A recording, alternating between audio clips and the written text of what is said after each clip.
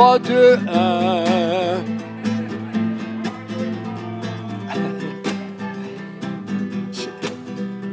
Il y a de l'écho, hein, vous avez entendu? Alors, ça va tout le monde? Bon, très bien.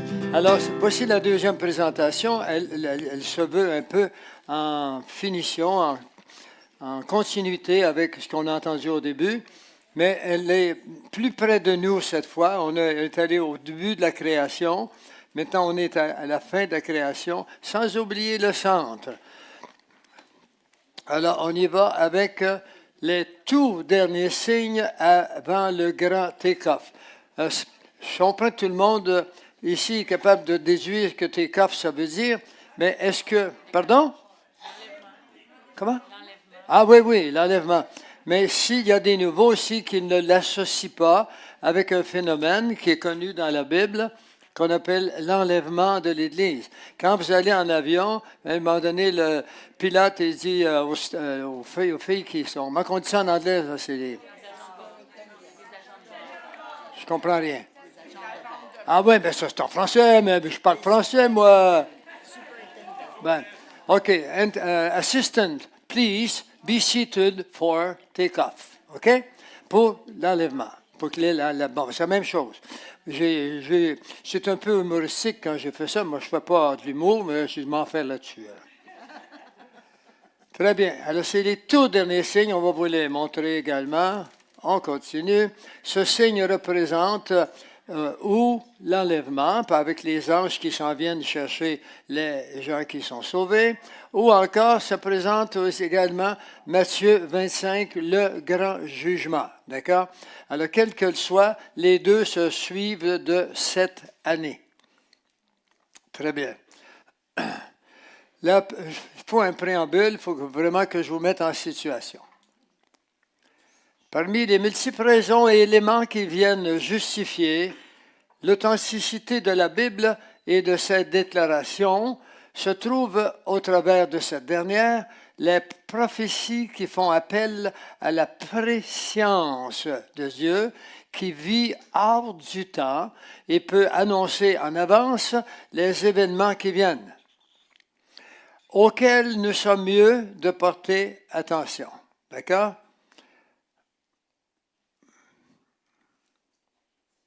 Et paralysé.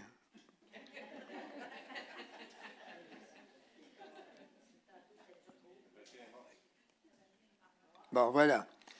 Cette conférence a pour but de vous confirmer cette inestimable réalité en vous en faisant la démonstration et en vous avertissant de ce qui vient irrémédiablement sur notre monde et qui veut surtout vous soustraire de l'irréductible destin qui a déjà fait son entrée sur un monde distrait et insouciant par manque de...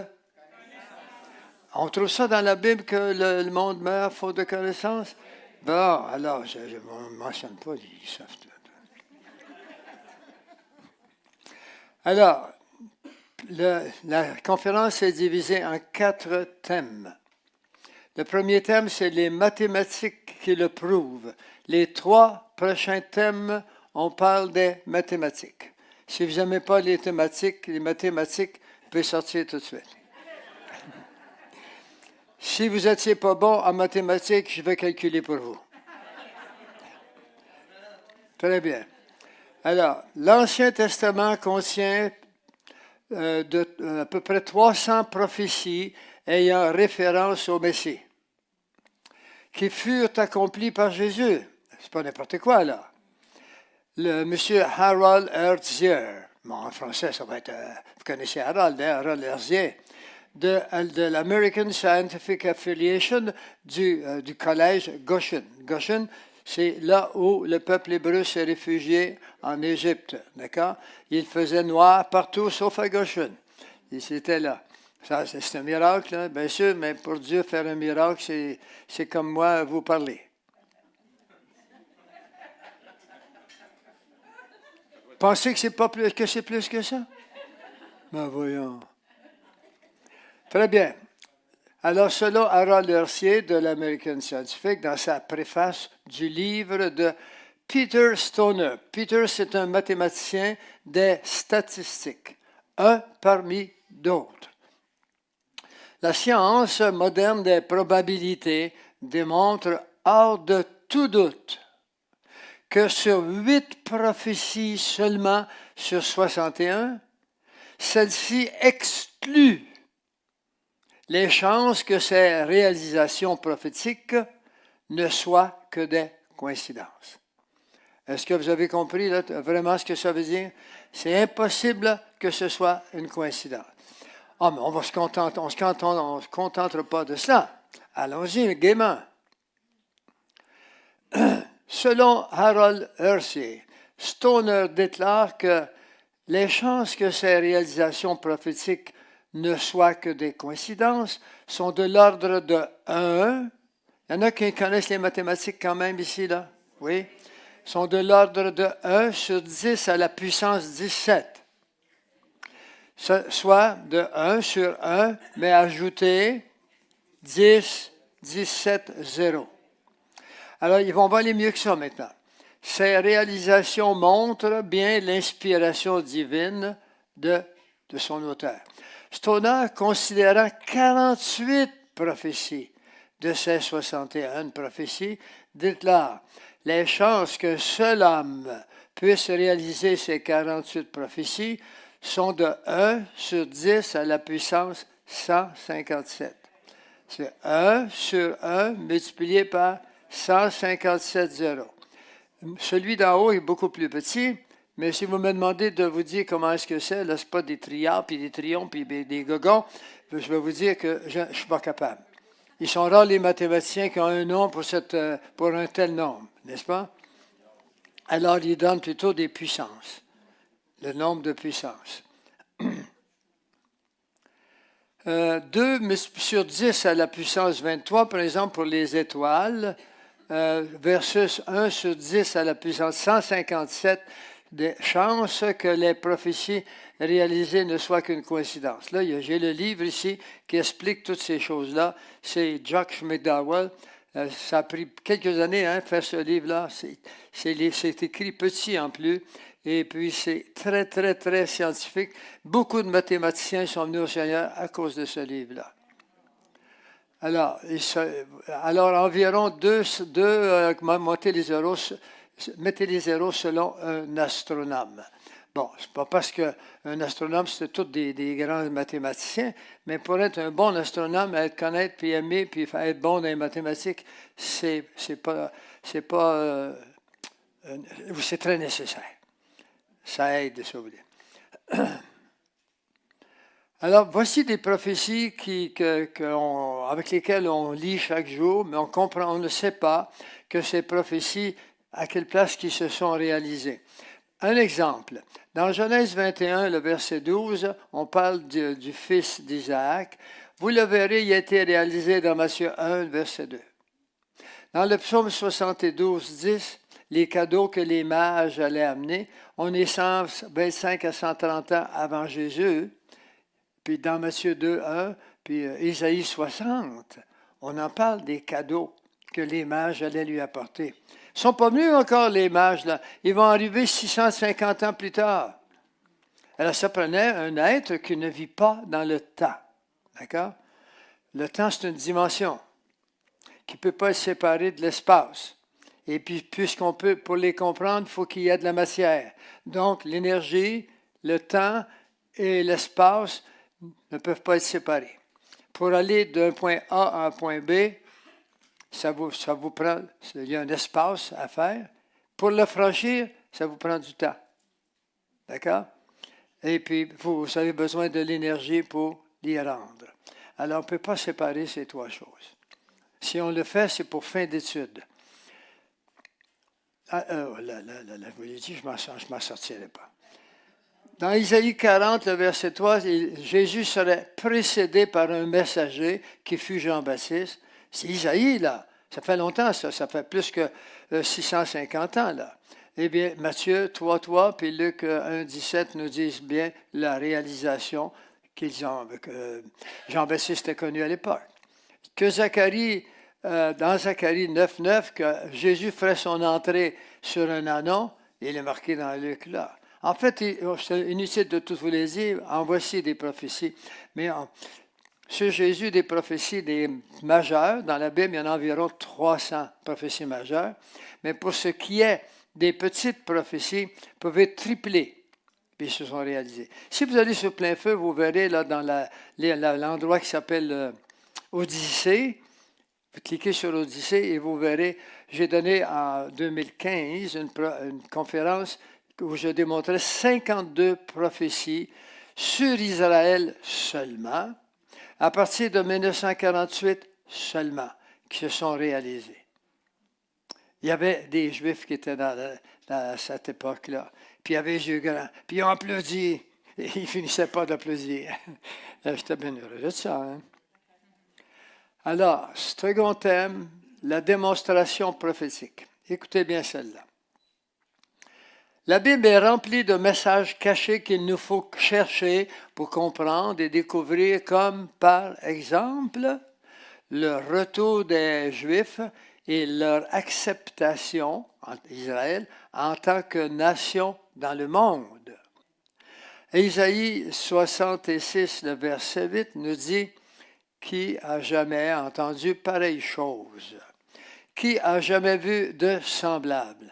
Un pays peut-il naître en un jour? Une nation est-elle enfantée d'un seul coup? À peine en travail, Sion a enfanté ses fils. » Et on va voir que c'est vrai.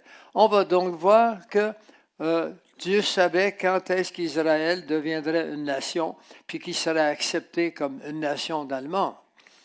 Mais il va nous le donner d'une façon assez mystérieuse. Il faut le voir. Prévision mathématique divine du retour des Juifs en Israël. Premièrement, il faut partir avec ce concept. Il faut connaître ceci. Il faut connaître que les Juifs ont travaillé, ont passé à travers le monde, ils ont été dispersés à trois étapes différentes, trois grandes dispersions, ou si vous aimez mieux, qu'on appelle des captivités. Ils ont été gardés captifs. La première, c'est dans Genèse 3.15, 15.13, c'est où? En Égypte, d'accord? Et la deuxième, c'est dans Jérémie 25, 11-12, c'est où? À Babylone. C'est babylonien. Et la troisième, dans le monde entier, Zacharie 7.4, en quelle année? Dans le monde entier? Comment? En l'an 70, voilà, après Jésus-Christ. Alors, on va revoir de toute façon. J'aime bien que vous y participiez. L'Éternel promet de rassembler son peuple. Ce que je n'ai pas le temps de vous dire ici, c'est qu'il y a autant de prophéties qui disent « Je vous enverrai parmi les nations que votre Père n'a pas connues. Je vous distribuerai à travers le monde. » Pourquoi? Parce qu'ils n'écoutaient pas. Parce que c'est un peuple à la nuque raide. D'accord? Cou raide, oui, c'est ça. Eh bien, il y a maintenant autant de prophéties qui disent qu'à la fin des temps, je vous rassemblerai. Quand vous voyez l'expression « la suite des temps », c'est comme si vous lisiez dans la fin des temps. Alors, 1. Il élèvera une bannière pour les nations, il rassemblera les bannis d'Israël, il les recueillera, les dispersés de Juda, parce qu'Israël, à ce moment-là, le nord et le sud, Israël puis le Juda, la Judée, des quatre coins de la terre. C'est clair et net. Les Juifs, depuis l'an 70, sont allés partout sur la planète. Il y en a même à Alma. Avez-vous vu? Il y a quelques années, j'ai reçu un document qui vient de l'hôpital juif de Montréal.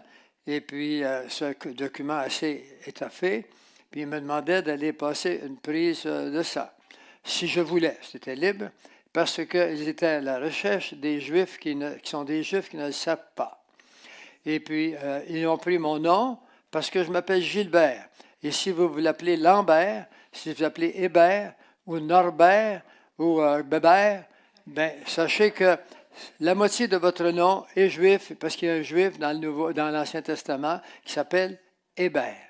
D'accord? Vous le verrez dès le début de la Genèse. Alors, c'est à l'époque où Isabelle de Castille et Ferdinand I ont des problèmes, et puis là, les pays d'Europe ont des problèmes aussi, puis les Juifs se promènent d'un pays à l'autre, ils veulent être acceptés, ils se font tuer en cours de route, puis ils étaient en Espagne, arrivent des problèmes en Espagne, et là ils disent, ça doit être les Juifs qui nous causent ça, on va les mettre dehors. Alors ils les mettent dehors, mais ils ne savent plus où aller, il restait juste la France, ils sont allés en France, et le roi de France les a acceptés, puis il leur a dit, je vais vous accepter à une seule condition, vous allez changer vos noms, vous allez donner des noms français. Alors, ça ne faisait pas tellement leur affaire, mais là, entre la barre puis changer le nom, on choisit de changer notre nom. Mais ils ont négocié, c'est des bons négociateurs, vous savez. Et puis, ils ont négocié de garder une syllabe dedans.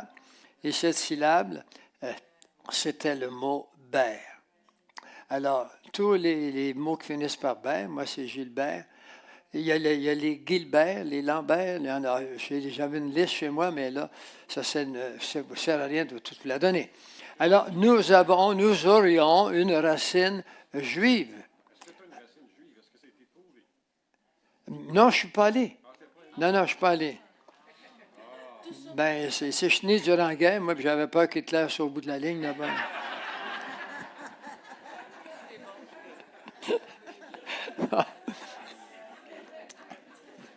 Hey, je suis honnête sérieux, moi, s'il vous plaît, pas de rire. Hein? Mais, oh là, je vous le dis, je ne m'en sortirai pas. Mais on dira, l'Éternel est vivant, lui qui a fait monter les Israélites du pays du Nord, c'est la Russie, et de tous les pays où il les avait bannis. Je les ramènerai sur leur territoire que j'avais donné à leur père. Jérémie 16, 15. Donc, Dieu savait tout ce qu'ils allaient vivre. Puisqu'il dit, je les ramènerai, il ne l'a pas encore fait. Les temps de les ramener n'étaient pas faits. Il savait ce qu'ils allaient vivre. Il sait ce qu'on va vivre. Il connaît les efforts qu'on va faire, puis celles qu'on ne fera pas. Et puis, il ne faut pas se dire, bon, ça ne sert à rien, il le sait d'avance. Je vais faire partie de ceux qui n'en font pas. J'ai rien qu'à pas le faire. Alors, ce n'est pas ce qu'il veut. Si vous avez la motivation de la faire, c'est lui qui la met. Alors, soyons dignes avec le Seigneur et soyons honnêtes avec nous-mêmes. Si vous avez cette motivation, embarquez-vous. Les temps sont courts. Vous en aurez de la joie, vous en aurez de l'énergie. Le Seigneur va s'occuper de vous durant cette période-là. C'est ce qu'il veut. Le dernier, en bas, je vous retirerai d'entre les nations. C'est parce que je veux vous montrer qu'il le donne. Il donne ceci à des prophètes différents. Il a dit, je vous rassemblerai de tous les pays, je vous ramènerai sur votre territoire. Et ça s'est fait quand? En 1948, le 14 mai. À peu près comme aujourd'hui, là. La première captivité, elle est en Égypte, elle durera 430 ans. Exode 12, 2. Et au bout de 430 ans, le jour même, toutes les armées de l'Éternel sortent de l'Égypte. Le jour même. Dieu a programmé des choses au jour. C'est ça qui est étonnant, en plus de la prophétie. La deuxième captivité, c'est la captivité babylonienne, 70 ans. Vous verrez beaucoup des chiffres 7 dans la Bible et dans les dates. Pourquoi? Parce que c'est le chiffre de Jésus-Christ. D'accord? Nous, ici, on fonctionne en Amérique du Nord avec des décennies, avec le chiffre 10. Eux, c'était avec le chiffre 7. Bon, tout ce pays deviendra une ruine, un désert, et ces nations seront asservies au roi de Babylone pendant 70 ans. On sait que Nabuchodonosor a descendu vers le pays d'Israël, puis a renversé la ville de Jérusalem et les villes qui étaient là, puis il a amené l'élite avec lui. L'élite les a amenés avec lui, puis il a amené Daniel, puis ses 3 compagnons, évidemment. Et puis, on verra le reste en cours de route. Vous le verrez, je vous en ai parlé au préalable. c'est que si vous allez sur plein feu, vous verrez Daniel 2, 7 et 9, et les détails sont dedans. Le diable a essayé de pénétrer ces détails-là, puis on ne l'a pas laissé pénétrer, même s'il y a bien des détails. C'est ça, Lise? Très bien. On continue. La deuxième captivité, Israël est conquis en 606 avant Jésus-Christ, et sa captivité se termine en 536 avant Jésus-Christ, au mois de Nissan, qui correspond au mois de mars, au début d'avril, avec la permission du roi qui était le roi des Perses. Le roi d'aujourd'hui, la Perse aujourd'hui, c'est l'Iran. D'accord? Le mot a été changé par les Français en 1934. Ça s'appelait la Perse, puis ils l'ont mis mais ça s'appelle maintenant l'Iran. De retourner dans leur pays. Référence, vous le verrez dans Esdras 1.3. Captivité babylonienne de 70 ans. La troisième méthode. Dieu donne un signe à Ézéchiel sur le temps qui a laissé s'écouler jusqu'au rétablissement d'Israël. Dieu va y donner un signe. Il faudra que vous reteniez un peu ce signe, d'accord? Parce que c'est très important. Alors il lui dira, prends une poêle de fer et mets-la contre un mur, comme un mur de fer entre toi et la ville. Donc, il se couche sur le côté, puis il fait un mur de fer entre lui et la ville. Dirige ta face contre elle. Contre quoi? Elle, la ville, OK? Et elle sera assiégée, et tu l'assiégeras. Que ce soit là un signe pour la maison d'Israël. Ensuite, couche-toi sur le côté gauche, mets-y l'iniquité de la maison d'Israël, et tu porteras leur iniquité autant de jours que tu seras couché sur ce côté. Je te compterai un nombre de jours égal à celui des années de leur iniquité, 390 jours. Tu porteras ainsi l'iniquité de la maison d'Israël. Quand tu auras achevé ces jours, couche-toi de le côté droit, et tu porteras l'iniquité de la maison de Juda pendant 40 jours. Je t'imposerai un jour pour chaque année. La loi, la règle, un jour pour chaque année, que le peuple sera puni. On continue, on est toujours dans le numéro 2, là. Le B, chaque jour équivaut à une année biblique. Une année biblique. 360 pour l'Israël, parce que le calendrier est un calendrier lunaire. Et nous avons un calendrier solaire, et ça correspond à 365 jours, point 24. C'est précis. C'est moi qui ai calculé ça. Alors, prenez une note que ce 430 ans est compris de la période débutant après la captivité égyptienne. On commence à compter après la captivité égyptienne, puis ça inclut la captivité babylonienne. La pénalité totale est donc de 390 ans pour le péché d'Israël, plus 40 ans pour le péché de Juda, ce qui fait un total de 430 ans. On continue, vous l'avez gardé là. 70 ans ont déjà été payés par leur captivité à Babylone. Donc, 430 ans moins 70 ans, et il nous reste 360 années. Question à poser. Pourquoi est-ce qu'il n'y a rien arrivé? Il n'y a rien arrivé parce qu'Israël ne s'est pas repenti. Ça ressemble un peu à l'homme, hein? Vous pouvez vivre toute une vie, faire beaucoup de bien si vous voulez, mais si vous ne vous repentez pas, c'est comme si il n'y a rien n'est arrivé. Il n'y a pas eu de relation avec le Seigneur. Le Seigneur est venu sauver les pécheurs, pas ceux qui n'ont pas de péché. Le problème, c'est que tous sont pécheurs. Alors, réponse. Pas de repentance, même à la fin des 70 ans de captivité à Babylone. 5 000 soldats, 5 000 seulement, 50 000 reviennent à Jérusalem et sans conviction. Ils reviennent, il était près d'1 million après la captivité babylonienne, 50 000 seulement reviennent. Ils ne tenaient pas à revenir dans le pays, ils savaient qu'il était détruit. Ils étaient bien là-bas. Mais c'est un peu comme nous, les hommes, on est bien dans nos pensées. Ça a marché, moi, jusqu'à date. Là. Viens pas me brouiller un petit peu avec tes histoires. Là. Un jour, je donne une conférence à Montréal, dans un hôtel. Il y avait de la place pour 400 personnes. Et puis, les assurances ne permettaient pas qu'il y ait une seule personne de plus. Et puis, c'était le soir. Je suis arrivé en retard parce que ma transmission m'a laissé en cours de route. Moi, je demeurais à Trois-Rivières. Et puis, il y avait des gens assis partout dans les allées, là, entre les... Et puis, j'ai commencé à lui parler de ces choses-là. Et c'était une conférence qui s'appelait Les sociétés secrètes et le système bancaire. Avez-vous une idée qu'il y avait du monde qui voulait savoir, là? Ouais. Alors, j'ai commencé, puis j'avais fatigué toute l'après-midi, laissé mon auto en cours de route, attendre que le garagiste vienne me chercher, puis finalement, arrivé à... La conférence commençait à 7 heures, je suis arrivé sur les lieux à 7h05. Alors, j'ai couru à la chambre en courant, puis j'avais quelqu'un avec moi, je dis « Lave-moi les bras, me faire la barbe. » En fait, nous avions avec nous, tombez pas sur le dos, là, on avait des cassettes à ce moment-là, et puis comment ils appelaient là? Des VHS, c'est ça.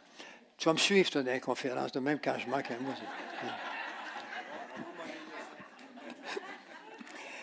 Et puis, on avait à peu près 200 à 300 de ces...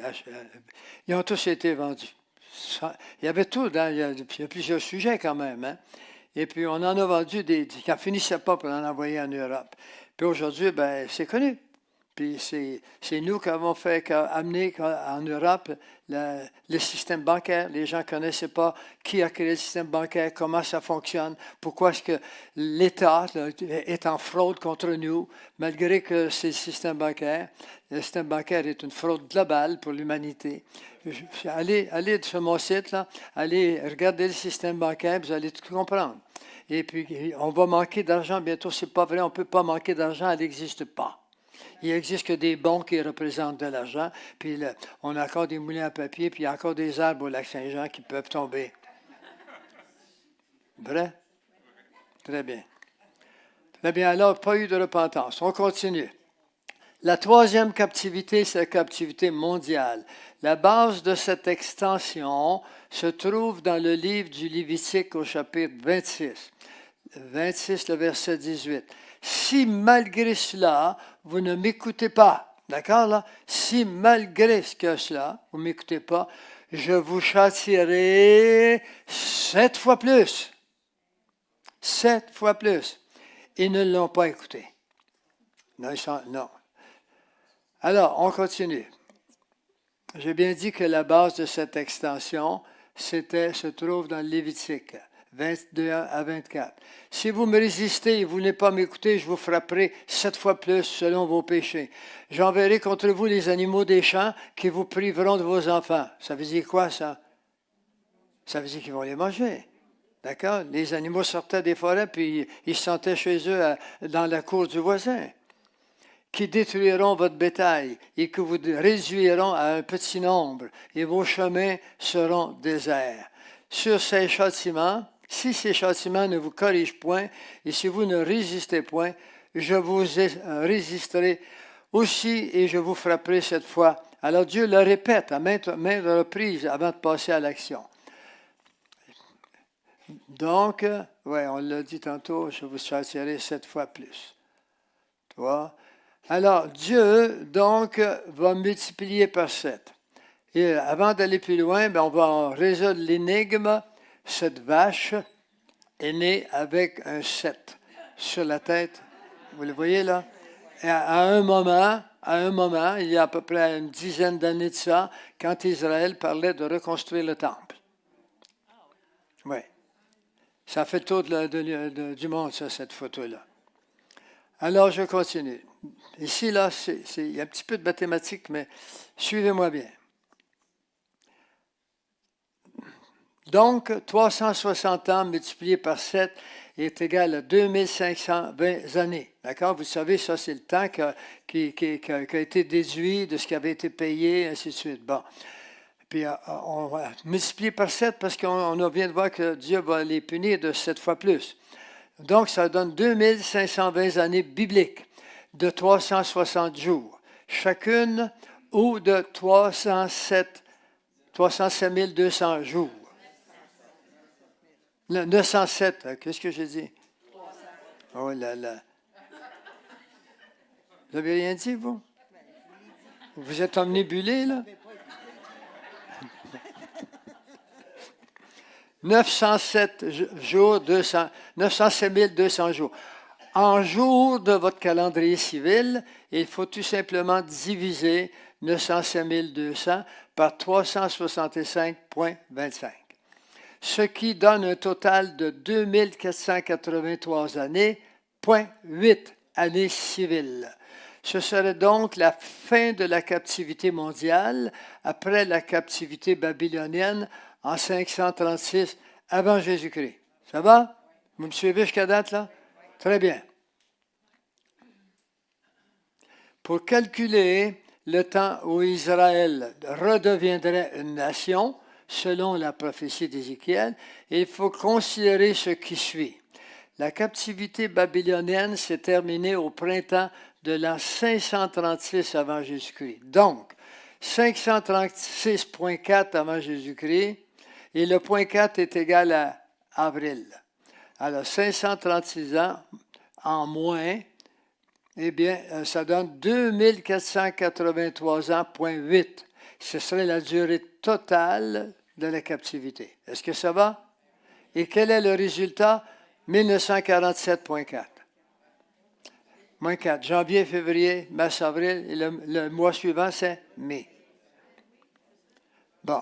Alors, la durée totale de la captivité d'Israël se prendrait fin en 1947. Mais, quand on calcule, il faut toujours ajouter une année parce qu'on ne commence pas à un an. On commence à une seconde, à une minute, à une heure, à une journée, à une semaine, à un mois, puis à bout d'un an, ça fait un an. D'accord? Très bien.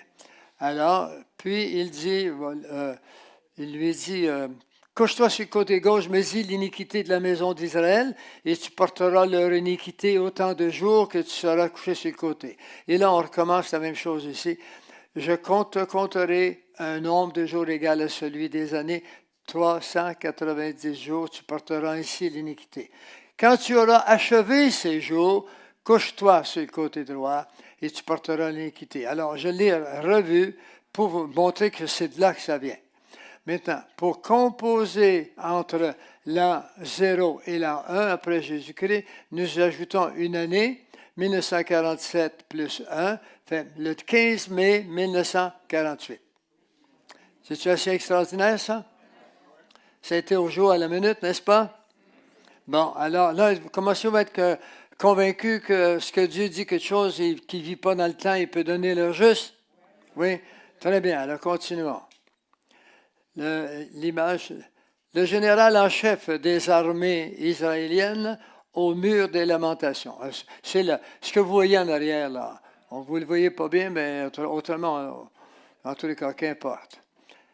Oui, ou la réalisation prophétique d'Ésaïe 66:8. Là, ici, ce que vous voyez, c'est Ben-Gurion, en 1948. Il annonce au peuple qui est devant lui, il annonce que l'Angleterre vient de leur donner la permission, qu'ils sont désormais une nation. Essayez de comprendre comment le peuple juif a réagi. Ça fait 19 siècles qu'ils sont parmi les nations, puis qu'ils ont des difficultés de toutes les sortes, qui se font mettre à mort, qui se font crier ceci ou cela. Ils rentrent chez eux. Pendant tous ces siècles, Israël fête leur fête normale, leur fête de l'automne, leur fête du printemps, et puis ils finissent leur fête en disant « Next year in Jerusalem ».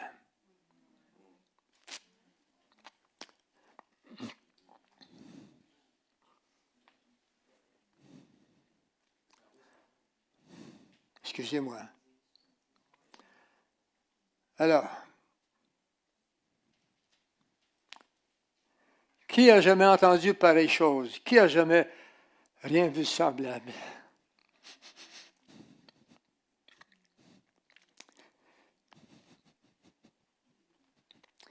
Ouh là là.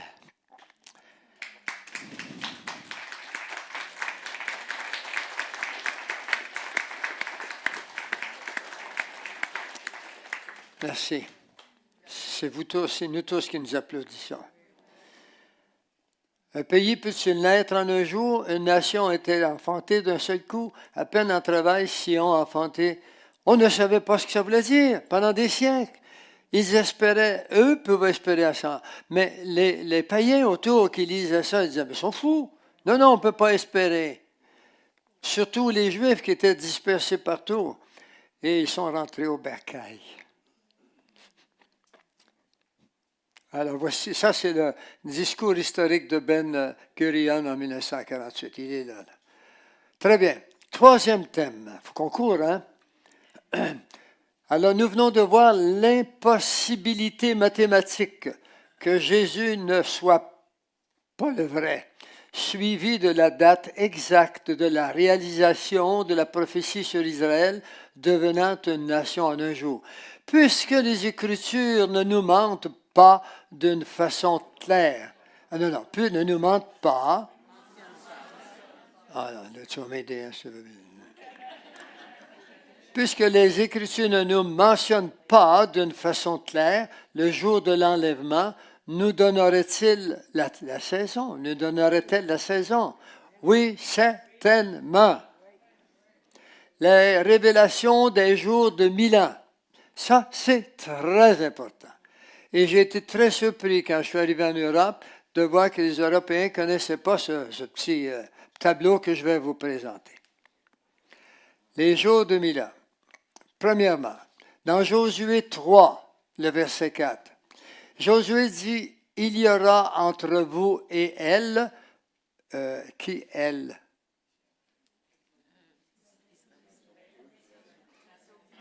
Ben, vous allez le voir là. Une distance d'environ 1000 coudées. 2000 coudées. N'en approchez pas. Elle vous montrera le chemin que vous devez suivre, car vous n'avez point encore passé par ce chemin. Alors, Israël n'a pas passé par le chemin que la prophétie lui dit. L'Israël est sous la loi, d'accord? Et puis le chemin s'appelle Jésus. Puis il n'a pas passé par ce chemin-là. Puis il n'a pas encore passé aujourd'hui non plus par le chemin de la grâce. Quelques-uns, il y a de plus en plus de Juifs qui se convertissent dernièrement. Il y a un mouvement général à Jérusalem, à Tel Aviv, dans les villes. Il y a les chrétiens, les Juifs chrétiens évangélisent comme jamais. Là, la Knesset se sont levés et ont dit qu'il faut faire arrêter ces gens-là, il faut même les mettre en prison ou les donner des fortes amendes. Ça fait 15 jours seulement, le monsieur Netanyahou s'est levé et a dit non, pas vrai. Il a mentionné dans un autre article que j'ai lu que les chrétiens leur ont été d'une très, très grande utilité à cause de l'argent qu'on apporte en Israël chaque année. Moi, je suis allé en Israël plusieurs fois. Et puis, je vais vous dire que ça coûte quand même quelque chose, mais c'est une source de revenus incroyable, avoir des étrangers qui viennent visiter. Donc, c'est à ce point-là qu'ils sont rebelles. Est-ce que M. Netanyahou l'a fait pour des raisons chrétiennes? Je ne pense pas, mais des raisons pratiques. Les pratiques des sous. Qu'importe. Dieu confirme autrement avec Osée. Dans Osée 6.2, Osée dit quelque chose que si vous ne connaissez pas la signification à partir des psaumes et du Nouveau Testament, vous ne pouvez pas le comprendre. C'est quelque chose qui était fait pour qu'on ne comprenne pas. Ce n'est pas une parabole, mais tout proche. Osée sort ça tout d'un coup de même. Il dit, il nous rendra la vie dans 2 jours. Le 3e jour, il nous relèvera et nous vivrons devant lui. Alors là, c'est au futur. Hein? Il nous rendra la vie, mais le 3e jour, nous vivrons devant lui. Alors, voyons ce que ça peut vouloir dire. Voici le code des jours. Psaume 90. Car 1000 ans sont à tes yeux comme le jour d'hier, quand il n'est plus, et comme la veille de la nuit. Entre le jour d'hier et la veille de la nuit, c'est écoulé 24 heures. C'est écoulé un jour. D'accord? Apocalypse 20, le verset 2. Il saisit le dragon, le serpent ancien, qui est le diable et Satan, et il le lia pour 1000 ans. Il est connu, même dans l'Ancien Testament, que le 7e jour, Dieu se reposa. Donc, le temps depuis Adam jusqu'à le millénium, il y aura 7 jours. Des jours de 1000 ans. Pourquoi? Parce que Satan a été lié à la fin du 6e jour. Nous sommes à la fin du 6e jour et quand Jésus va revenir, ce sera le 7e jour qui va commencer. Et puis, donc, un jour, c'est 1000 ans et Satan est lié pour 1000 ans. Bon, on va le rendre plus pratique encore. La question ici est-il ici question d'une génération de 70 ans? Non, il n'est pas question d'une question de 70 ans, mais elle a quelque chose à faire. La définition et la durée d'une génération nous est donnée au psaume 90 encore, mais les versets 10 et 12. Les jours de nos années s'élèvent à 70 ans. D'accord? Une génération, c'est 70. Pardon? Ah oui? Ah bon. Très bien, merci beaucoup. Répétition de Jésus sur le temps de l'Église. Regardez bien ce que Jésus dit. On est dans Luc, là, hein? On n'est plus dans l'Ancien Testament. Mais on n'est pas complètement dans le Nouveau Testament. Hein? Vous saviez, les évangiles ne sont pas encore sur le Nouveau Testament. Ils sont dans une période intermédiaire. Pourquoi? Mais parce que pour être sur le Nouveau Testament, ça se fera que lorsque Jésus dira « Tout est accompli ». Il n'y avait rien d'accompli quand eux, ils parlent. Parce oui, on va voir la crucifixion, mais à la fin des évangiles seulement. Alors, les évangiles, c'est une période intermédiaire. Alors, voici ce qu'il nous a dit là. Il a répondu « Allez ». Il dit à ce renard, pourquoi est-ce qu'il dit ça? C'est parce que les Juifs veulent se débarrasser de Jésus. Et puis Hérode aussi veut le faire. Puis là, il dit, les Juifs se trouvent une bonne raison. Ils vont voir Jésus, puis il lui dit, hey, va-t'en parce que Hérode veut te faire mourir. Mais Jésus sait très bien ce qu'il y a dans leur cœur. Ils sont bien contents que s'il ne peut pas être là, parce que si il s'est annoncé comme le roi. Et puis Hérode, qui était le roi, avait peur. Il a envoyé tuer les enfants en bas de 2 ans parce qu'il avait peur de lui. Alors, il leur a répondu ceci. Allez dire à ce renard. Un renard, c'est cruel. Vous comprenez? Et voici, je chasse les démons et je fais des guérisons aujourd'hui et demain. Et le 3e jour, j'aurai fini. Ah bon? On a vu qu'un jour, c'est 1000 ans. OK, le premier 1000 ans, c'était aujourd'hui, dans son temps. Et demain, c'est le deuxième clause du 1000 ans, fait 2000 ans, et c'est terminé maintenant. Et le 3e jour, j'aurai fini. Pourquoi est-ce qu'il aura fini? Eh bien, on va vous montrer pourquoi il aura fini. Il va avoir fini. Voici une autre information plus précieuse. On va les voir à la fois. Apocalypse 20, le verset 2 nous dit, « De même, quand vous verrez toutes ces choses, sachez que le Fils de l'homme est proche, à la porte. Puis, je vous le dis en vérité, cette génération ne passera point que tout cela soit arrivé. » Quelle génération? La génération qui a vu Israël entrer et devenir une nation.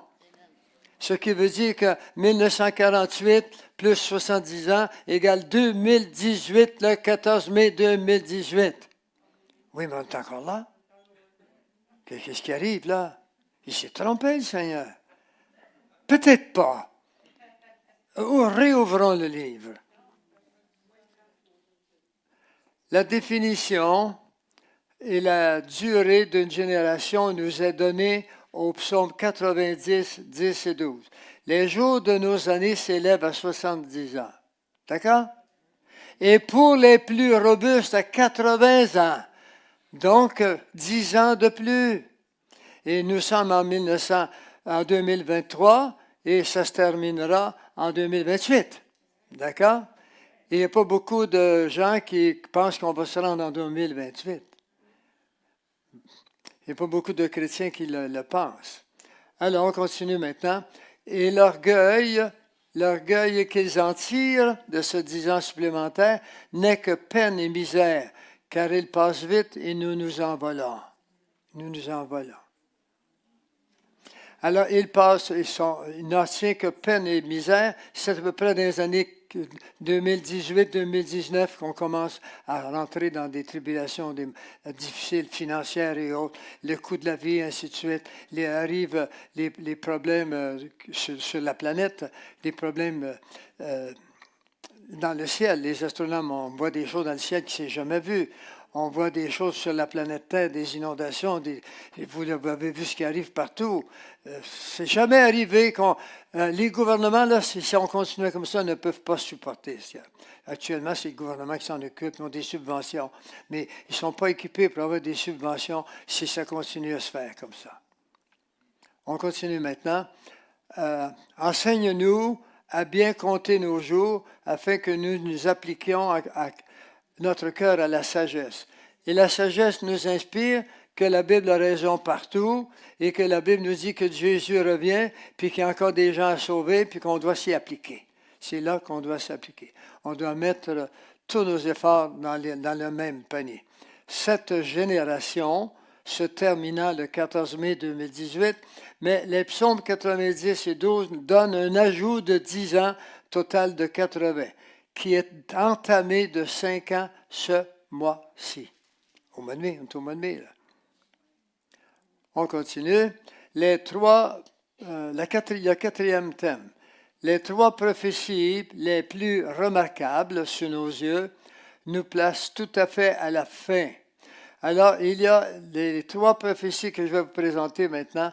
C'est des prophéties sur la séduction. Notre monde est tombé dans un état de séduction. Et vous allez voir le genre de séduction. Jésus leur répondit, prenez garde que personne ne vous séduise. C'est fait, hein? Vous le voyez. Dans 2 Thessaloniciens 2, les versets 9 et 10, l'apparition de cet impie se fera par la puissance de Satan. Ça veut dire quoi? La technologie, d'accord? Des soi-disant miracles qui n'en sont pas. De la très haute technologie. Vous allez en voir prochainement. C'est déjà commencé. Avec toutes les sortes de miracles, de signes, de prodiges, ils sont mensongers. Et avec toute la séduction de l'iniquité, c'est pour ça que j'y tiens, vous le voyez, toute la séduction du mal, pour ceux qui périssent. Il y a des gens qui périssent, savez-vous pourquoi? Mais vous y marqué là. Parce qu'ils n'ont pas reçu l'amour de la vérité pour être sauvés, parce qu'ils rejettent Jésus. Ils aiment mieux rester attachés à leur secte ou à leur religion. Jésus n'est pas venu ici pour créer une religion. Il est venu ici pour nous dire, voici mon grand, ce que je m'attends de toi. Tu ne sais pas, mais tu es foutu parce que tu as en toi une semence de mort, puis tu pêches régulièrement contre moi, ma volonté et mon amour. Et puis c'est nous ça. Vous avez beau vous pensez bon parce que vous êtes engagé, mais on s'engage parce qu'on a compris des choses et pas parce qu'on a changé à ce point. Si vous étiez dans un autre milieu pour sauver vos fesses, peut-être vous comprendriez qu'il y a du méchant en nous. Mais lui, il n'en tiendra pas compte. Il tient compte d'une chose. On va le voir tantôt. Il y a quelque chose qui tient. L'apparition de cet impie se fera par la puissance de Satan. Ben ici, on écoute une vidéo. Je vais m'asseoir pour écouter cette vidéo avec vous.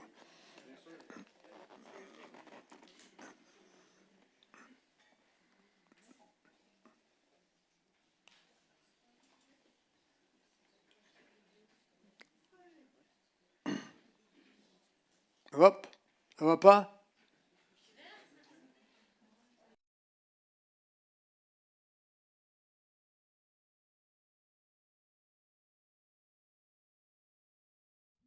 Le projet Bluebeam de la NASA est composé de 3 étapes différentes afin de mettre en place la religion New Age ainsi que, à sa tête, ce que l'on nomme l'Antéchrist. Nous devons nous rappeler que la religion New Age est la fondation même du nouveau gouvernement mondial. Sans celle-ci, la dictature du nouvel ordre mondial est complètement impossible. Je le répète, sans une croyance universelle dans la religion New Age, le succès du nouvel ordre mondial sera impossible. C'est pour cela que le projet Bluebeam est si important pour eux, mais a été si bien caché jusqu'à présent.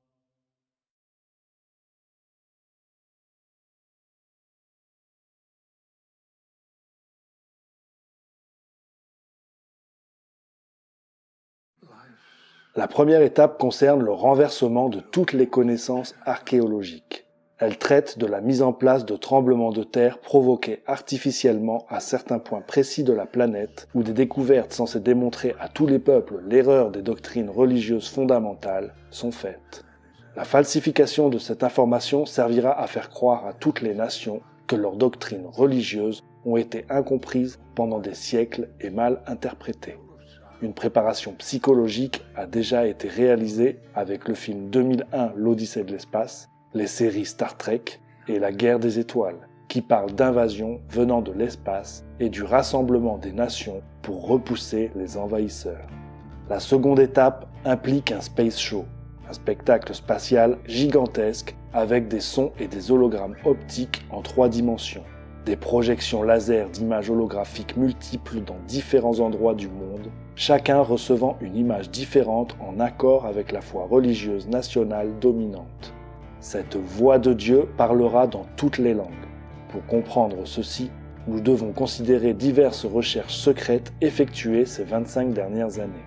Les soviétiques ont perfectionné un ordinateur sophistiqué et l'ont programmé avec les données sur l'anatomie du corps humain et les propriétés électriques, chimiques et biologiques du cerveau. Ces ordinateurs furent également alimentés avec les langages de tous les peuples et leurs significations. Les dialectes de toutes les cultures ont été introduits dans ces ordinateurs depuis des transmissions satellites. Les soviétiques ont alimenté les ordinateurs avec des programmes comme celui de la venue d'un nouveau messie. Il semble également qu'ils aient eu recours à des méthodes criminelles envers la société humaine en attribuant des longueurs d'onde électroniques pour chaque personne, société et culture, afin d'induire des pensées suicidaires si la personne ne se conformait pas au commandement du nouvel ordre mondial. Il y a 2 aspects différents concernant la deuxième étape. Le premier est le Space Show. Les images holographiques seront utilisées dans une simulation du spectacle final pendant lequel il sera montré à toutes les nations des scènes qui sont l'accomplissement de ce qu'elles désirent en matière de prophétie. Celles-ci seront projetées à partir de satellites sur la couche de sodium dans l'atmosphère. Nous en voyons des essais de temps en temps, mais ils sont appelés ovnis ou soucoupes volantes. Le résultat de ces événements sera de montrer au monde le nouveau Christ Maitreya pour la mise en place de la nouvelle religion mondiale. Une imitation sera imposée à un monde crédule pour le leurrer. Même les plus informés seront trompés. Le projet a perfectionné un dispositif qui permet de soulever l'enthousiasme d'une masse énorme de personnes, comme dans une extase. Le projet Bluebeam prétendra être l'accomplissement des prophéties et il culminera en une imitation de l'événement qui se produisit il y a 2000 ans. En principe, on utilisera le ciel comme un écran de cinéma pendant que des satellites projetteront simultanément des images aux 4 coins de la planète dans toutes les langues et dialectes. Les images holographiques sont basées sur des signaux qui se combinent afin de produire une image s'appliquant également à des ondes acoustiques, ELF, VLF et LF. Nul endroit au monde ne sera épargné. Avec des animations et des sons qui sembleront émaner des profondeurs de l'espace, les croyants des diverses religions croiront voir le retour de leur Messie dans une convaincante imitation de la réalité. Ensuite, les projections de Jésus, Mohamed, Bouddha, Krishna, etc. se fondront en une seule image, après que des explications à propos des mystères spirituels auront été divulguées. Ce Dieu unique virtuel est l'Antéchrist. Il enseignera que les Écritures saintes ont été mal interprétées et que les religions anciennes sont responsables des conflits entre les nations. Ainsi, les religions feront place à la religion du Nouvel Âge, représentant le Dieu unique. Naturellement, de cette gigantesque falsification, il résultera un désordre social à grande échelle, chaque nation blâmant l'autre pour la supercherie et libérant ses millions de fanatiques dans un état de possession démoniaque. De plus, cet événement se produira à une époque de profonde anarchie politique mondiale et de tumulte général créé par une catastrophe mondiale. Les Nations Unies prévoient l'hymne à la joie de Beethoven, déjà utilisé comme hymne européen, comme hymne international pour l'introduction de la religion mondiale du Nouvel Âge. Si nous mettons en parallèle ce Space Show avec la Guerre des Étoiles, nous comprenons que la combinaison de radiation et de l'hypnose ont fait l'objet de recherches intensives. En 1974, par exemple, le chercheur Chapitz disait d'un des projets de recherche « Dans cette investigation, nous montrerons que les mots prononcés par l'hypnotiseur peuvent être convertis en énergie électromagnétique dans la partie subconsciente du cerveau humain, sans employer de moyens mécaniques et sans que la personne exposée à de telles influences puisse contrôler consciemment l'information. Notre comportement conscient sera perçu comme émanant de notre libre arbitre. Quiconque enquêtant sur les phénomènes de channeling devrait prendre en considération ce domaine de recherche. Il est notable que le nombre de ceux qui pensent être des channels, des canaux, s'est intensifié depuis que ce type de recherche est en cours. Il est étonnant à quel point leurs messages sont similaires, en dépit des entités différentes qu'ils prétendent être leur source de guidance divine. Cela suggère que n'importe quelle personne qui capte des informations par channeling devrait être assez perspicace pour évaluer d'une manière critique d'où vient le message qu'elle reçoit, et si le message est favorable au nouvel ordre mondial. Le journal Sydney Morning publia un article le 21 mars 1983 annonçant que les soviétiques avaient développé une technologie permettant d'envahir l'esprit humain. Cet article concerne les savants soviétiques qui ont créé le superordinateur dont nous parlions auparavant. Ce type d'ordinateur est commandé par satellite. Les ordinateurs furent alimentés par tous les langages et dialectes ainsi que leurs significations. À présent, ce sont les États-Unis, les sous-fifres du nouvel ordre mondial, qui alimentent les ordinateurs avec les informations nécessaires. Il est possible que la personne ayant créé ce programme de méga-contrôle de l'esprit pourrait vendre le software à une organisation et ne pas être conscient que le client puisse utiliser ce programme pour réduire en esclavage toute l'humanité.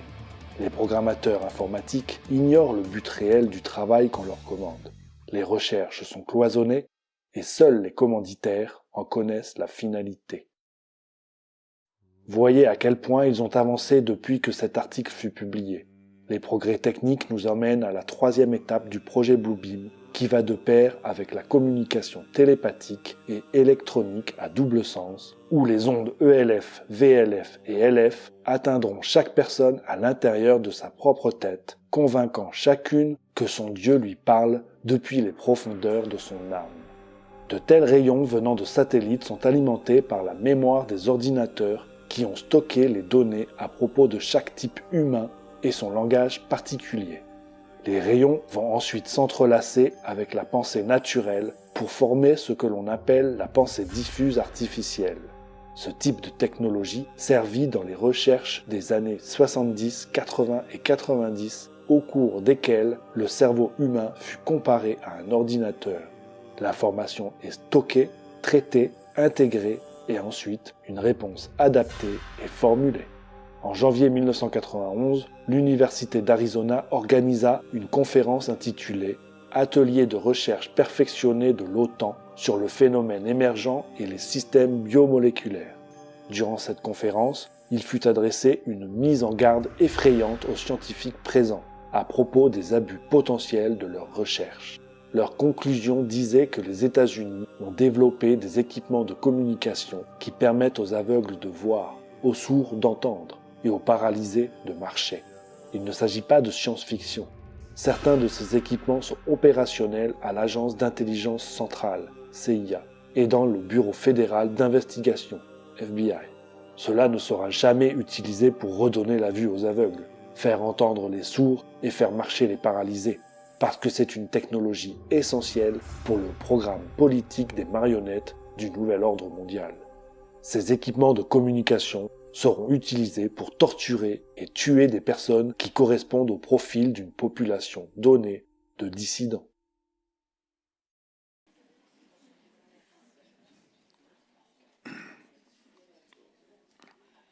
M'entendez-vous?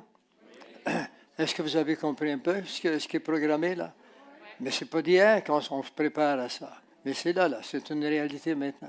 Il me reste un petit moment, mais j'ai un autre document à vous montrer aussi important que celui-là. Ça va? On y va? Il y avait l'apostasie. Celui-ci, l'autre faisait partie de la séduction, d'accord? Parmi les signes les plus importants, celui-ci fait partie de l'apostasie. En parlant il y a quelques instants, quelqu'un m'a demandé ce que ça veut dire apostasie. Ça veut dire nier la doctrine de Jésus. D'accord? L'apostasie biblique, là, c'est nier la doctrine de Jésus. Alors, voyons maintenant combien de gens ont pu nier la doctrine de Jésus et quel choix serait-il devant eux. On y va. Confío en vos para difundir mi petición de este mes, que el diálogo sincero entre hombres y mujeres de diversas religiones conlleve frutos de paz y justicia. Confío en tu oración.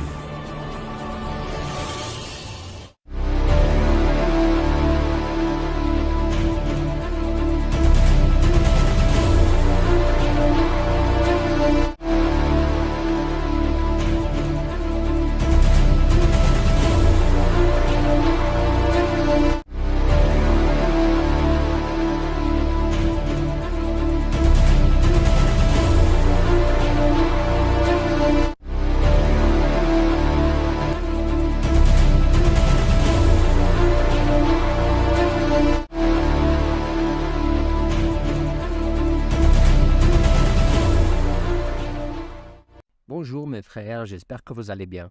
Aujourd'hui, j'ai une vidéo un peu différente pour vous. C'est une information qui, d'une certaine manière, vous apportera beaucoup de joie.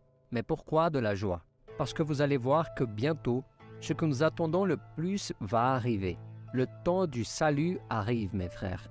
Il ne reste plus aucun doute que nous sommes dans le processus final des choses. Et nous savons bien quelle est la promesse de Dieu pour nous tous. À la fin de tout cela, le salut arrive. Vous vous souvenez, j'ai déjà fait une vidéo où j'ai abordé ce sujet dans le passé, en parlant du temple pour le judaïsme, le christianisme et l'islam, tous réunis au même endroit.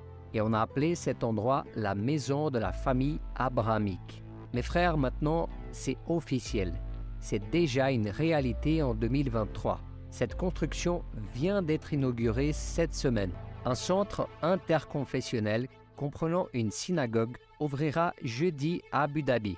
Regardez cela. Ce qui n'était qu'un projet de centre religieux est maintenant prêt à être inauguré sous nos yeux. C'est la maison de la famille abrahamique, composée de ces 3 bâtiments, une mosquée, une synagogue et une église. Mais vous vous demandez peut-être, qu'est-ce que cela signifie? Peut-être que vous êtes nouveau sur cette chaîne et n'avez pas encore suivi tout ça.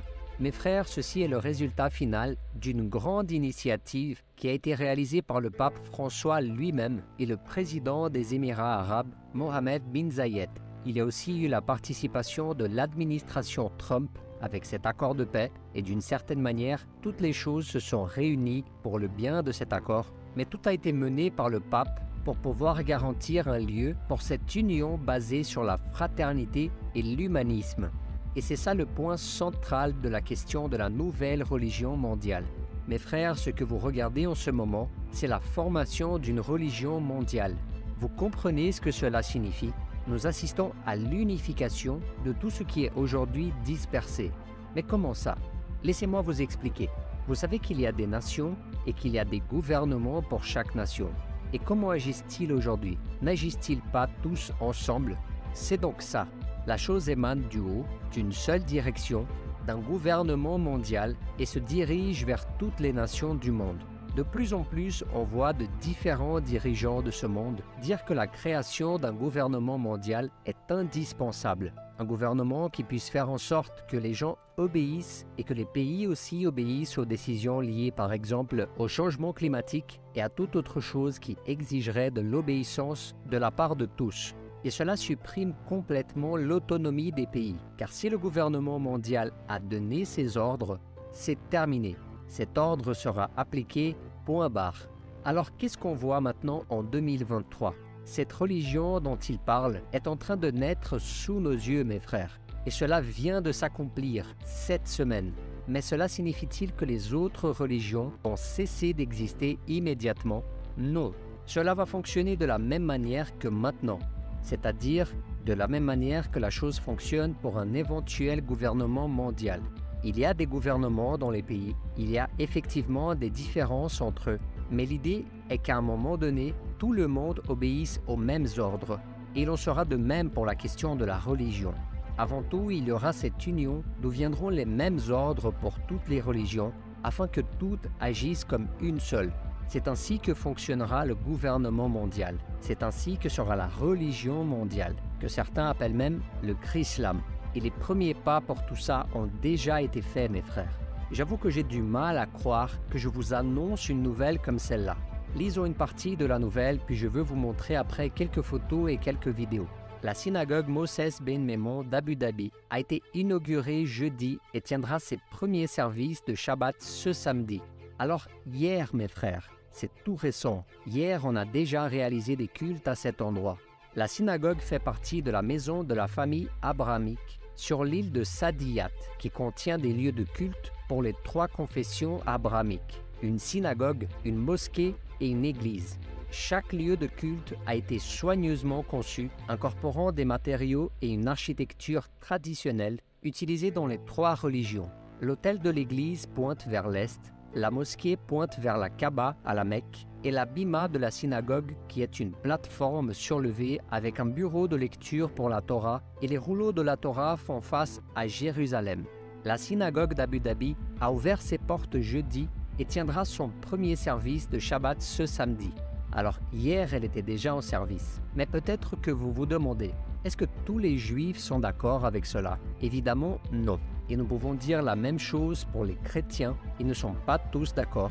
Il y a seulement quelques groupes qui le sont. Mais comprenez que ce qui est montré ici n'est que la belle partie des choses, c'est-à-dire l'union, la tolérance, ces belles cérémonies, etc. Mais mes frères, comprenez qu'au-delà de ces belles choses qui nous sont montrées, nous avons aussi la question prophétique qui s'est accomplie.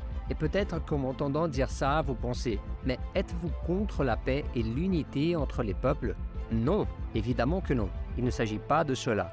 Je vous apporte simplement l'information que la prophétie s'est accomplie, vous comprenez? Je sais simplement que cela va arriver parce que la prophétie et les paroles du Seigneur ne seront jamais frustrées.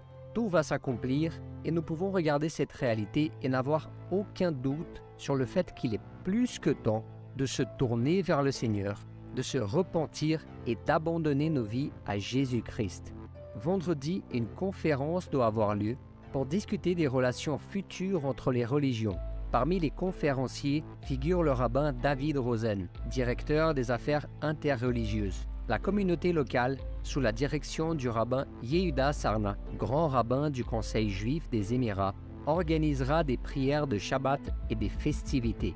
Le rouleau de la Torah du président émirati lui sera dédié. Ici, on peut voir quelques photos de l'inauguration. Nous voyons aussi les représentants des 3 religions. Regardez aussi le pape François sur le grand écran. Mes frères, ce que nous voyons ici est historique. Ce que nous voyons est prophétique. Vous comprenez? Nous avons ici des images qui montrent depuis le moment où tout a commencé, où tout a été signé, jusqu'au jour d'aujourd'hui, où je vous parle en ce moment et où tout s'est accompli. Mes frères, mais et maintenant? Que se passe-t-il à partir de maintenant? À partir de cette unité, de cette fraternité et de cet humanisme? Mes frères, cela signifie que ce sont des accords de paix avant tout. Vous vous souvenez que Donald Trump, avec Jared Kushner et Jason Greenblatt, qui est associé à l'administration Trump en Israël, ont d'une certaine manière pavé la route pour cet accord de paix.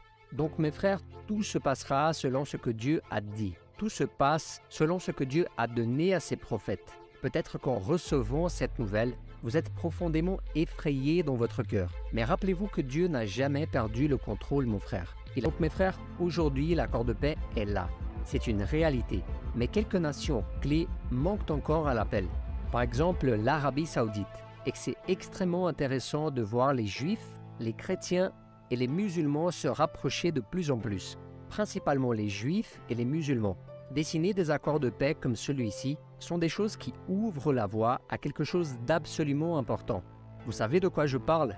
Je parle du 3e temple, mes frères. Et théoriquement, il est déjà en cours de construction par Israël.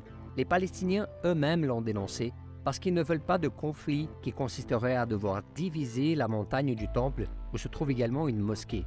Ils ne veulent pas cela et ils ont déjà dénoncé le fait qu'Israël réalise déjà des structures souterraines et que le tout est déjà en cours de construction.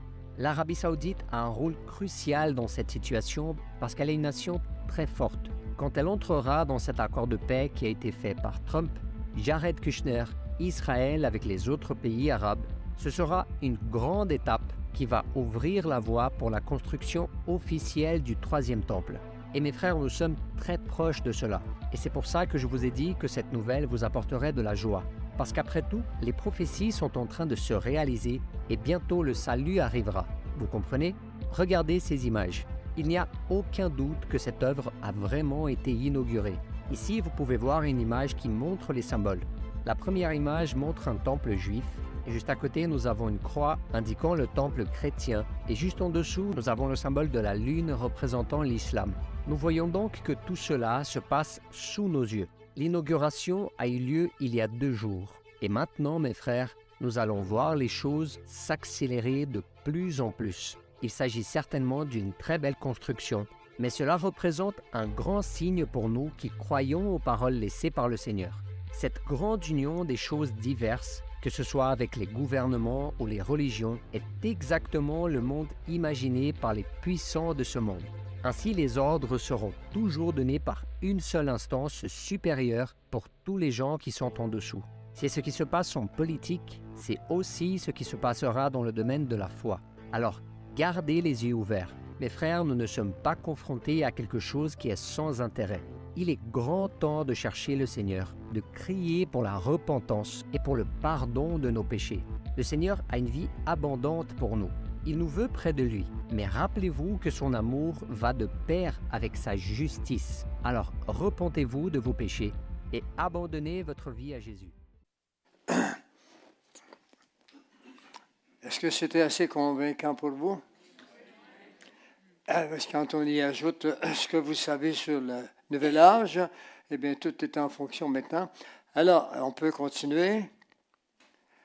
Les 3 prophéties les plus remarquables sous nos yeux, nous plaçant tout à fait à la fin. L'apostasie, nous l'avons vu, nous venons de la voir. Dans 2 Thessaloniciens, il nous a dit que personne ne vous séduit. Maintenant, c'est le verset que je tiens à vous montrer, c'est celui-ci. Ça, ce que vous avez vu est entièrement contraire à ce verset. On parle aux chrétiens là. Ne vous mettez pas avec les infidèles sous un joug étranger. Car quel rapport y a-t-il entre la justice et le mal et l'iniquité? Ou qu'y a-t-il de commun entre la lumière et les ténèbres? Quel accord y a-t-il entre Christ et Bélial ou Baal? Ou quelle part de fidèle avec l'infidèle? Ce que vous avez vu, c'est celui que des millions de personnes, des milliards, maintenant 1 milliard 200 millions de personnes sont supposées être catholiques, d'accord? Ils sont aux prises avec un pape qui leur a dit qu'on n'a pas besoin de Dieu pour aller au ciel, sont en rapport avec un pape, parce que les catholiques croient que le pape c'est le substitut de Jésus-Christ sur la planète, ce qui est un mensonge depuis le début. La Bible ne nous en parle nulle part. Et de plus, ce pape dit aux gens que l'homosexualité, ce n'est pas un problème du tout. On est né comme ça. Si vous êtes né comme ça, il n'y a pas de problème. Ensuite de ça, il est le représentant quand même de tous ces curés qui ne pensent pas nécessairement comme lui, mais sont pris entre l'arbre et l'écorce. Et une unique raison, c'est qu'en 1855, Pie X a fait signer un nouveau document comme quoi que le pape était infaillible. Alors, si le pape est infaillible, eh bien, ce qu'il vient de dire, c'est vrai. C'est-à-dire, on n'a pas besoin de Jésus pour aller au ciel. Et puis, on peut s'assembler avec n'importe qui. L'islam, moi, je suis allé en Israël souvent, et il y a un grand tableau sur le marqué notre Dieu est Allah, Mahomet est son prophète, et Allah n'a pas de fils. D'accord?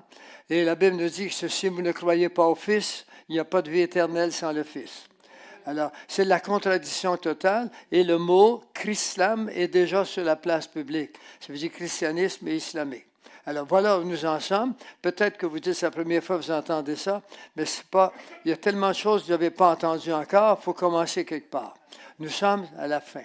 Alors, je vais quand même avancer ici, pour on va terminer bientôt, mais le 3e grand signe, il est là, il vient là. Je vous le donne maintenant.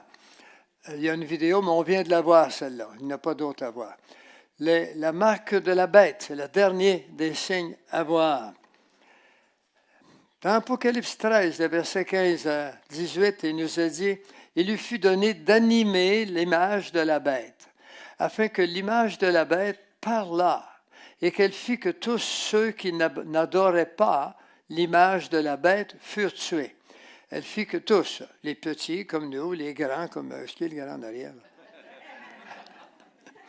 Les grands, les riches et les pauvres, libres et esclaves, reçut ça. C'est du vieux français, mais ça se dit bien, vous comprenez quand même.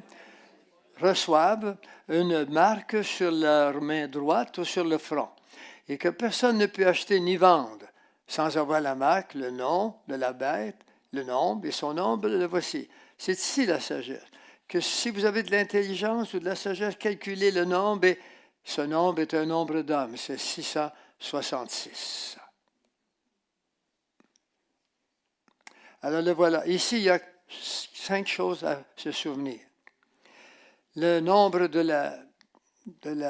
du nom de la bête. Premièrement, elle se positionne sur la main droite et sur le front. C'est ce que la Bible nous dit. Deuxièmement, on ne peut pas faire de transaction sans elle, sans elle. Vous avez tous été disciplinés dernièrement à ce qui vient. Quand ils vous ont suggéré le pass vaccinal, ben, ils vous ont fait la même chose que là. Vous n'avez pas été privé partout, parce que ça aurait été la bagarre, la révolte, mais ça va venir la révolte, parce qu'il y a quelque chose qui s'en vient là. Et puis, alors, vous avez connu ce que c'était. Mais cette fois, ce sera pire. Ce sera pour tous, et il va y avoir des critères très serrés. Et si vous ne répondez pas aux critères, vous allez être obligé d'aller manger chez le voisin. Et ça peut durer 1 temps chez le voisin, 2 temps, mais ça ne marchera pas tout le temps. Alors, on continue. La troisième, c'est le nombre, c'est 666.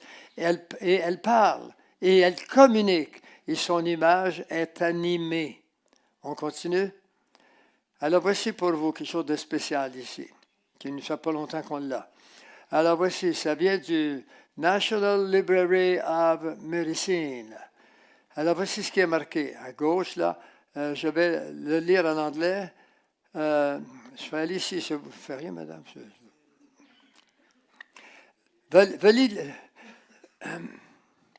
Validité de la température de la main. Ils vont marquer le risque parce qu'ils ne veulent pas que les chrétiens embarquent trop, mais c'est ça.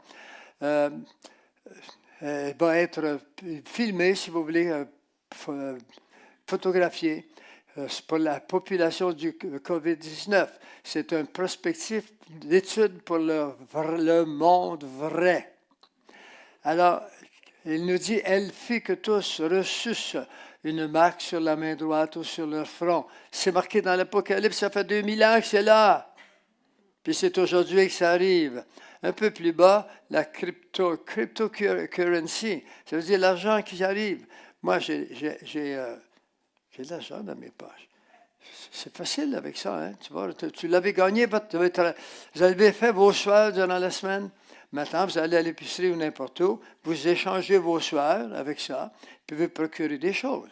N'est-ce pas? Il y a des voleurs, bien sûr, mais ça va être plus facile de se prémunir des voleurs.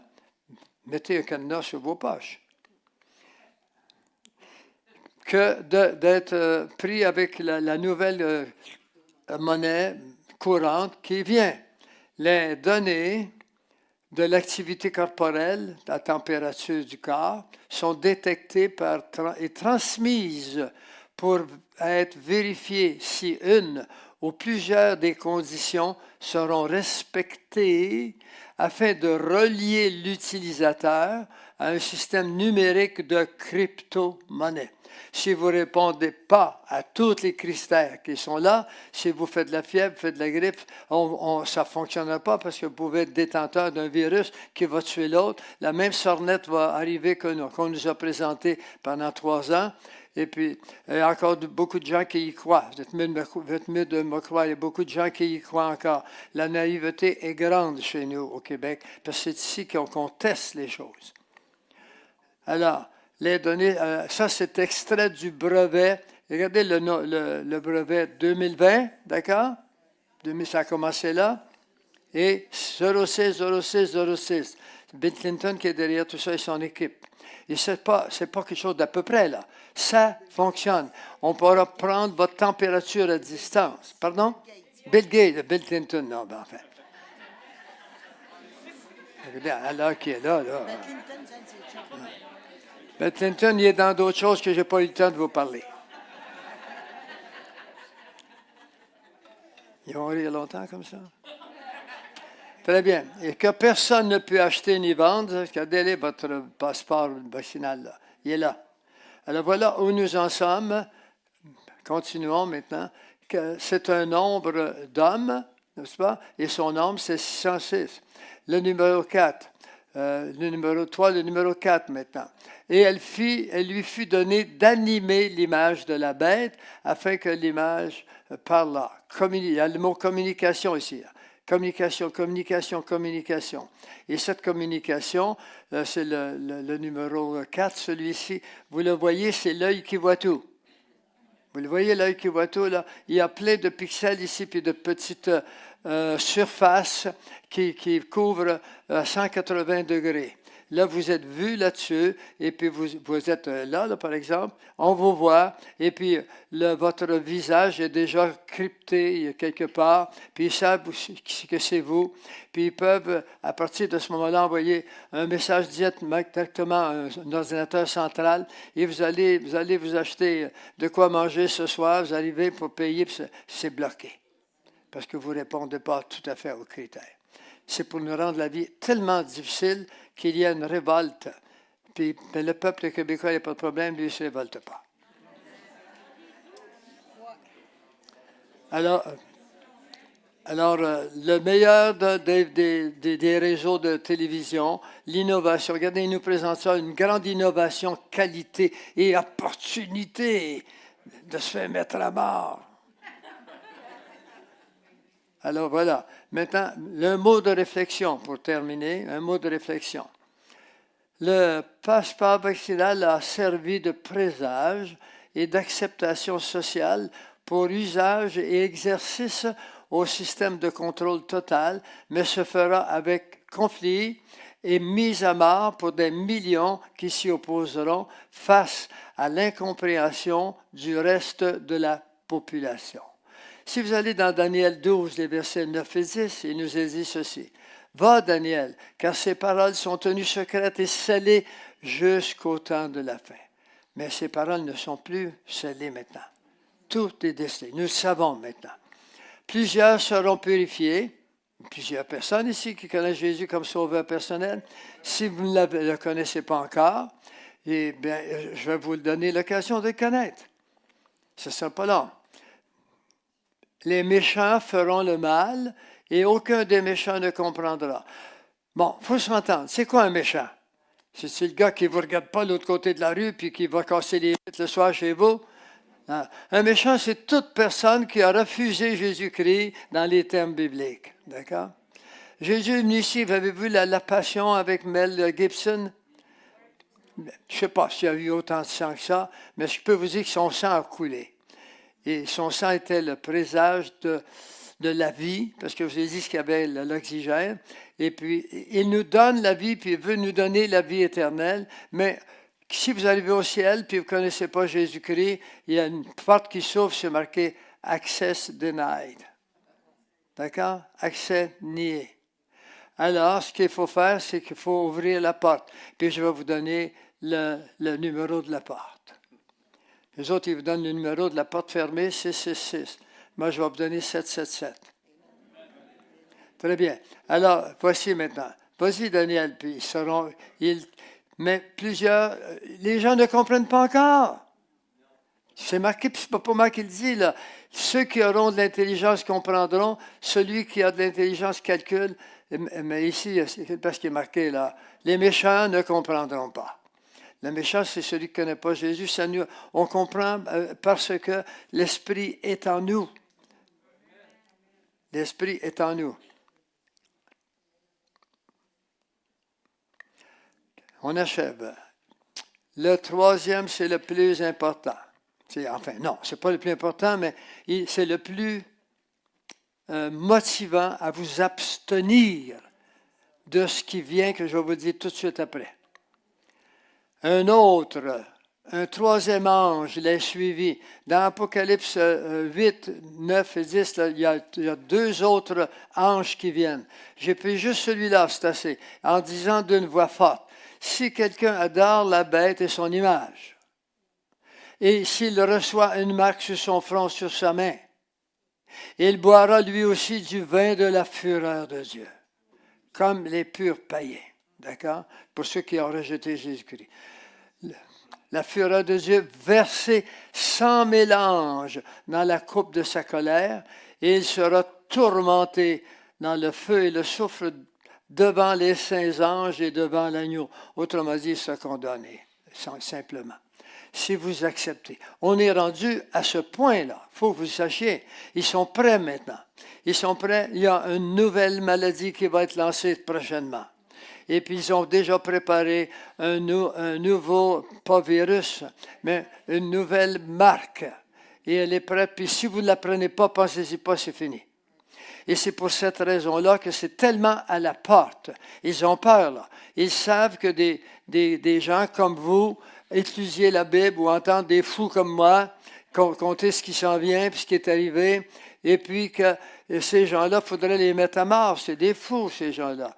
Si vous connaissez He's the Lamb, Richard, il aurait dû être ici aujourd'hui, mais des problèmes, il les a tous les problèmes. Quand il a accepté le Seigneur, sa femme l'a laissé là. Elle dit, il est fou, il prie avant de se coucher avec les enfants. Elle a appelé la police, ils l'ont arrêté. Ils ont dit, il fait du délire religieux. Ils l'ont envoyé en psychiatrie pendant 3 semaines. D'accord? Et puis en psychiatrie, à un moment donné, le psychiatre il a demandé, mais où est-ce que tu penses que vous allez aller, vous autres là, qui connaissez? Ben, il dit, on va être enlevés. Il dit, ah bon, vous allez être enlevé. Ah bon. Ah oui, c'est correct. Bon, c'est marqué dans la Bible, bien sûr. Hein? Il dit, tu sais, moi, je lis la Bible, c'est une psychiatre. Alors, Richard, il dit, c'est marqué dans la Bible, mais je ne l'ai pas, ma Bible. Ah, tu n'as pas ta Bible.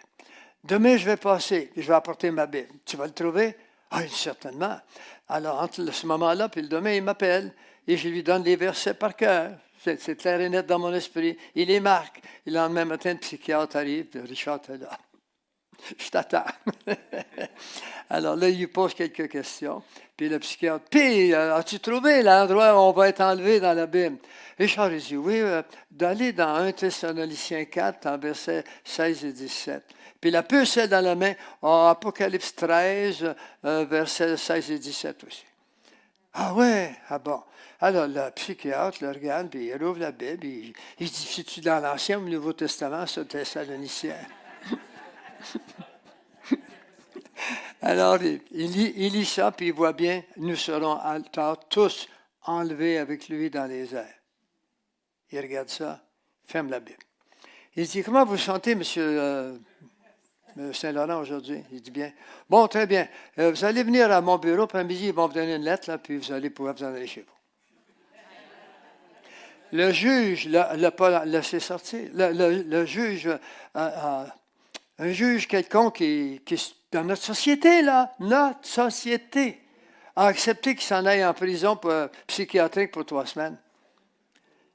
Vous savez-vous où nous sommes rendus, là? L'avez-vous, là, vous a été exposé, ce qu'on est rendu. Alors, voulez-vous, s'il n'y a pas quelqu'un parmi vous qui n'est pas certain, là, vous faites partie d'une religion quelconque, d'une secte quelconque, vos pensées à vous, votre propre secte, on a tous un jour notre propre secte, notre propre pensée. Si vous n'êtes pas certain, je vais faire une courte prière, d'accord? Puis si vous êtes d'accord avec moi, vous direz simplement Amen, d'accord? Et ce Amen-là va vous valoir d'approuver ce que je dis. Et c'est tout ce que le Seigneur vous demande. Alors Seigneur, je viens à toi maintenant. Je prends conscience du monde dans lequel nous sommes. Je l'ai vu pendant 3 ans, comment est-ce qu'ils veulent contrôler nos pensées. On nous a programmé cher tous les 20 minutes à la télévision comme le faisait Hitler durant la guerre 39-45. Et maintenant, je me rends compte d'où nous en sommes. Seigneur, je viens devant toi et j'avoue, oui, que je suis pécheur, qu'en moi, il y a toutes sortes de pensées, mais qui ne sont pas nécessairement les tiennes. Alors, je prends conscience, Seigneur, que je ne pourrais pas rentrer dans ce ciel, il faut être parfait. Mais je ne sais pas comment je vais devenir parfait. Sachez que le Seigneur ne vous demande pas d'être parfait. Il vous demande de croire ce qu'il vous dit. Vous êtes pécheurs et perdus. C'est dans Romains 3, 23. Tous sont pécheurs et perdus, sans exception. Ça inclut Marie. Ça inclut les saints qu'on vous a parlé. Ça inclut l'humanité entière depuis Adam jusqu'au dernier. Parce qu'il y a un moment dans la Bible qui nous a dit que quand le dernier sera rentré, Dieu sait qu'il y aura un dernier. Et nous serons tous enlevés, nous partirons, embarqués dans le bateau de l'imaginable, de vivre avec Dieu dans la parfaite paix de cœur, la bonté, tout est prêt pour nous. Il a payé le coût. Ne vous occupez plus de vos péchés passés. Dites simplement, Seigneur, je te les présente, je te demande pardon. Oui, j'ai été incorrect avec les gens autour de moi, avec mon mari ou avec mes enfants, vice-versa aussi, avec ma femme ou les enfants, avec mon patron. J'en ai voulu à celui-ci ou celui-là parce qu'il ne me plaisait pas. Seigneur, je vis sur la planète Terre et je ne veux pas vivre ici longtemps encore, Seigneur. Ce n'est plus vivable. Il n'y a pas beaucoup de grand bonheur longtemps dans ce monde maintenant. Mais je sais que tu nous as préparé quelque chose. Il nous a dit, tous sont pécheurs d'exception, sans exception, ils sont perdus. J'étais perdu, Seigneur. Je te demande pardon. Je veux venir à toi. Rachète-moi, Seigneur. Le Seigneur vous répondrait, tu es racheté, ma grande. Tu es racheté, ma fille ou mon enfant. J'ai payé le coût pour ton rachat. C'est la rédemption. Tout ce que je te demande, est-ce que tu avoues que tu es pécheur? Oui, si tu l'avoues, je te pardonne de tes péchés. Tu veux que je te pardonne? Oui, Seigneur. Je veux faire partie de ton clan. Je veux t'appartenir. Mets en moi ton Saint-Esprit, afin que j'aie moi aussi une conviction profonde, afin que je puisse me rendre compte que ce monde-là n'est pas fait pour longtemps. J'ai perdu mes amis. Si j'ai 80 ans, j'ai déjà perdu la moitié de ma famille et plus. Donc tout le monde est parti. Qu'est-ce que je fais ici? Mais on s'en va quelque part de mieux qu'ici. Seigneur, viens me chercher bientôt. Moi aussi, je veux faire partie de l'enlèvement. Moi, je veux être avec toi, Seigneur, parce que ce monde ne sera pas beau prochainement. Donne-moi, Seigneur, cette paix dans mon cœur. Donne-moi, Seigneur, l'envie d'être avec toi. Mets sur mon chemin des frères, des sœurs qui vont m'aider, qui vont m'accompagner dans mes sauts, dans mes soubresauts, dans mes pensées, qui vont m'aider à me comprendre comment tu m'as aimé. Avant la fondation du monde, tu savais que j'existerais. Avant la fondation du monde, tu avais accepté de venir mourir sur une croix à ma place. Et je ne veux pas aller dans les endroits où il fait chaud en bas, Seigneur, où on passe l'éternité. Là, c'est faux. Je ne veux pas y aller. Je te donne ma vie maintenant. Oui, mon enfant, je la prends, ta vie. Et bientôt, je viendrai te chercher. Ayez cette espérance, cet amour, cette vérité qui n'est pas la mienne, mais qui est dans votre Bible. Si vous n'avez pas de Bible, procurez-vous une Bible vite. Trouvez une assemblée où on prêche la parole de Dieu. On parle de la vérité. Oubliez vos problèmes et votre passé. Vous n'y pouvez rien. Vous ne pouvez pas retourner en arrière. Aujourd'hui, c'est le premier jour du reste de votre vie. Jésus vous tend la main. Prenez-la. Seigneur, purifie-moi. Rends-moi un cœur neuf dans le nom de Jésus. S'il y en a parmi vous qui voulez vraiment voir quelqu'un lui parler afin qu'il vous mette l'onction finale, vous n'avez qu'à venir ici. Vous allez rester ici un petit peu après. Là. Micheline va venir et va vous dire quoi faire. Alors, si vous avez fait ça, soyez bénis. C'est ce que le Seigneur vous demande pour être sauvé. Et si l'avez fait dans votre cœur, vraiment, c'est vous qui le savez, si vous l'avez fait, vous êtes sauvé. C'est compliqué, ça? Faut-tu faire des sacrifices? Non? Il l'a fait, le sacrifice, lui. D'accord? Comptez sur le Seigneur seulement. Le reste, Dieu vous donnera, si vous avez souffert ceci, puis Dieu vous donnera des récompenses. Moi, je suis sur Zoom tous les 2 dimanches et je viens de finir des émissions sur les récompenses que nous aurons, parce que Dieu est juste. quelqu'un qui a travaillé toute une vie pour le Seigneur, puis il sait que ce n'est pas ses œuvres qui le sauvent, mais Dieu n'est pas injuste. Il va lui donner une récompense pour le travail qu'elle a fait. D'accord? Il y a 5 récompenses. Cela étant dit, c'est en est tout pour moi. Et je vous laisse avec Micheline. Est-elle là, Micheline? Alors, la voilà. Merci. Bye bye.